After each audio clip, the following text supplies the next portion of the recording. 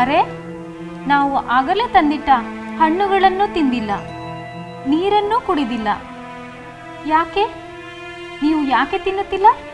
ನಿಮಗೆ ಬೇರೆ ಏನಾದರೂ ಬೇಕಾ? ಅಯ್ಯೋ ದೇವ್ರೆ, ನೀವು ಹೀಗೆ ಉಪವಾಸ ಮಾಡಿದರೆ ಅಲ್ಲಿ ರಾಜಕುಮಾರಿ ಸೀತಾದೇವಿ ಉಪವಾಸ ಮಾಡ್ತಾಳಷ್ಟೆ. ತಾಳಿ, ಈಗಲೇ ಹೋಗಿ ನಾವು ರಾಜಕುಮಾರಿಯನ್ನು ಕರೆತರುತ್ತೇವೆ.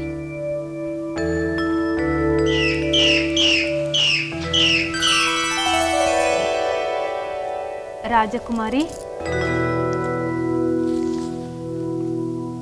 ಆ ಗಿಣಿ ದಂಪತಿಗಳು ಹಣ್ಣನ್ನು ತಿನ್ನುತ್ತಿಲ್ಲ, ಹಾಲನ್ನು ಕುಡಿಯುತ್ತಿಲ್ಲ.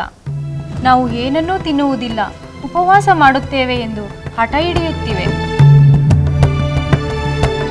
ಹೌದೇ? ಬನ್ನಿ ಹೋಗೋಣ. ಮಹಾರಾಜ, ನೀನು ಮಹಾವಂಶವಾದ ಇಕ್ಷ್ವಾಕು ವಂಶದಲ್ಲಿ ಹುಟ್ಟಿರುವೆ. ಧರ್ಮಾಚರಣೆಯಲ್ಲಿ ಆ ಧರ್ಮ ದೇವತೆಗೆ ಸಮಾನನೆನಿಸಿರುವೆ. ಧೈರ್ಯಶಾಲಿಯಾಗಿರುವೆ. ಮೇಲಾಗಿ ಸತ್ಯ ಸಂಕಲ್ಪನೆಂಬ ಖ್ಯಾತಿಯನ್ನು ಪಡೆದಿರುವೆ. ಅಷ್ಟೈಶ್ವರ್ಯಗಳು ನಿನ್ನಲ್ಲೇ ಇವೆ.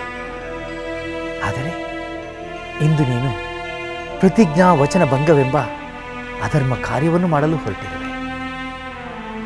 ಯಾವುದೇ ಕ್ಷಣದಲ್ಲೂ ಅಂಥ ಅಪಚಾರವನ್ನು ಮಾಡಬೇಡ. 3 ಲೋಕಗಳಲ್ಲೂ ರಘುಕುಲಾತ್ಮಜ ದಶರಥ ಧರ್ಮಾತ್ಮನೆಂಬ ಖ್ಯಾತಿ ಇದೆ. ಸತ್ಯವಾಕ್ಯ ಪರಿಪಾಲಕನೆಂಬಂತೆ ಧರ್ಮವನ್ನು ಪಾಲಿಸು. ಕೊಟ್ಟ ಮಾತನ್ನು ತಪ್ಪಿ ಅಧರ್ಮದ ಭಾರವನ್ನು ಹೊರಬೇಡ.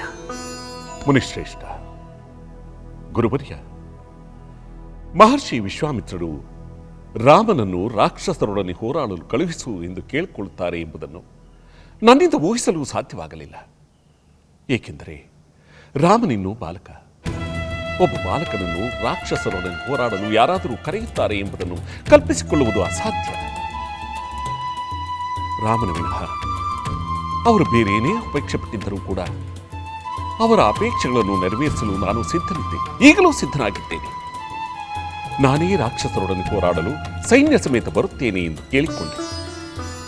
ಏಕೋ ಮಹರ್ಷಿ ವಿಶ್ವಾಮಿತ್ರರು ನನ್ನ ಮಾತನ್ನು ಲೆಕ್ಕಿಸಲೇ ಇಲ್ಲ.